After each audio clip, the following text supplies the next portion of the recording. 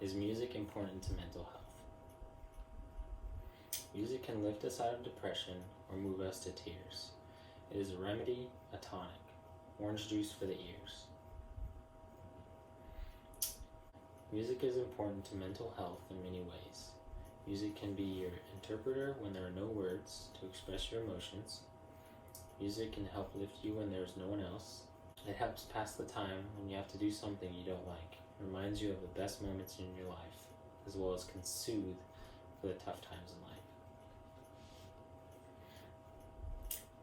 Music can be therapeutic for many mental health disorders such as depression, trauma, and schizophrenia. Music can also influence one to take action and be optimistic towards certain endeavors. Music can also help improve memory, as well as restlessness at night. Music can also help manage pain, stress, and one's mood. At the root of all the points I've just stated on how music can be therapeutic or important when it comes to mental health is called music therapy. Music therapy includes making music, actively listening to music, expressing oneself through musical lyrics, which is called lyrical analysis, and lastly, songwriting. A 2015 study published in the journal Complementary Therapies in Medicine found that when paired with standard post-operative hospital care, music therapy was an effective way to lower pain levels, anxiety, heart rate, and blood pressure readings in patients who were recovering from thoracic surgery. Many people find that music or even white noise helps them fall asleep. Research has shown that music therapy may be helpful for people with sleep disorders or insomnia as a symptom of depression. Compared to pharmaceutical and other commonly prescribed treatments for sleep disorders, music is less invasive, more affordable, and something a person can do on their own to self-manage.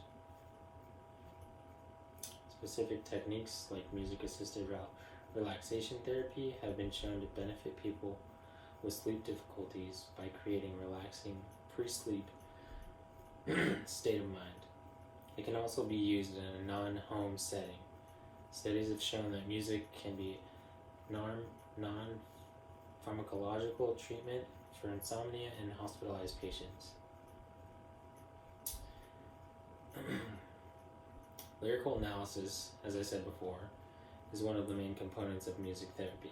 Lyrical analysis is a new therapy that helps certain patients that have a hard time communicating their emotions through words and find it easier to communicate through lyrics that they feel drawn to or can express how they feel more so than their own words.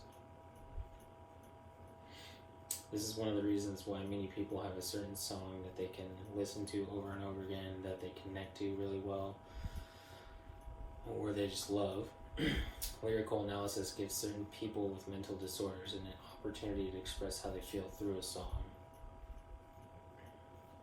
Research within the field of music therapy demonstrates that many benefits music therapy can have for individuals dealing with a range of mental disorders.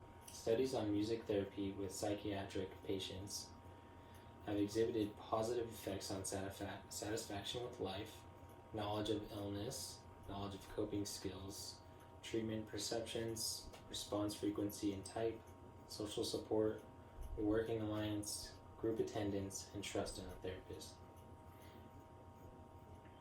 A recent systematic review of music therapy with acute psychiatric patients revealed that music therapy reduces positive and negative symptoms of mental illness, alleviates psychiatric symptoms, and improves interpersonal functioning.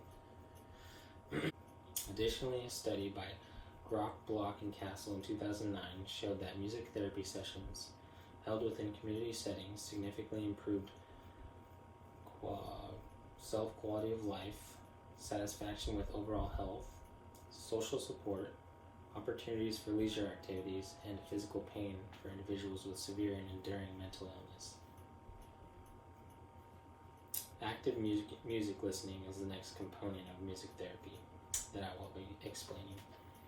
Active music listening is utilized to regulate a person's mood. By playing a song and matching the beats per minute to a specific mood, Say a person is depressed. Using music therapy, a therapist can start with a song that matches their depressing state of mind and can increase the song's beats per minute gradually to improve the mental state they're in. So in a sense, music can improve one's mental state just by upping the tempo or the beat of the song. Improvisation music playing is the last component included in music therapy, aside from songwriting. This particular component is when a person projects their emotional feelings with physical action by playing instruments. When a group of people get together to engage in improvisational music playing, music is recorded and analyzed by their music therapist, and they outline the highs and lows of the song. The highs and lows of the song are then interpreted into the emotions that those individuals are feeling. So the highs can be anger, frustration, or energetic happiness, and the lows can be more of a calm state, or they can be sadness, or when one is drawing a blank and they're just following everybody's lead. According to a study published by the American Psychological Association, playing an instrument as a child keeps the mind sharper as we age.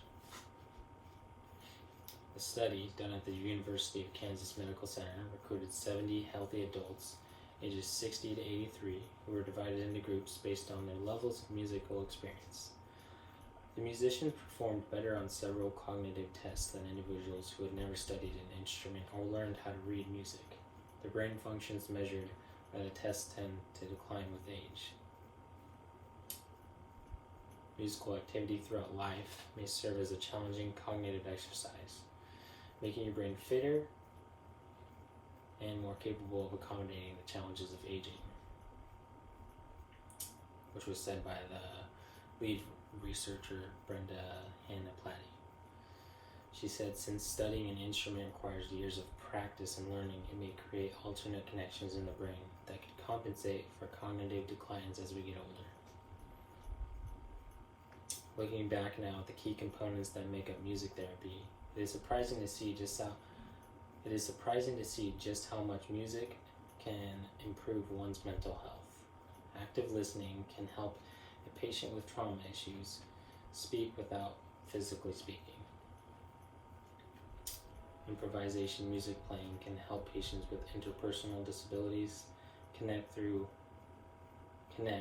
by speaking through physical actions. And lastly, lyrical analysis, like active listening, can help a patient let song lyrics explain how they feel for them. To close my speech, we can realize now more than ever how much music can truly help you when you don't have a voice of your own. It's similar to Bumblebee in the movie Transformers. He uses the music on the radio to help him speak.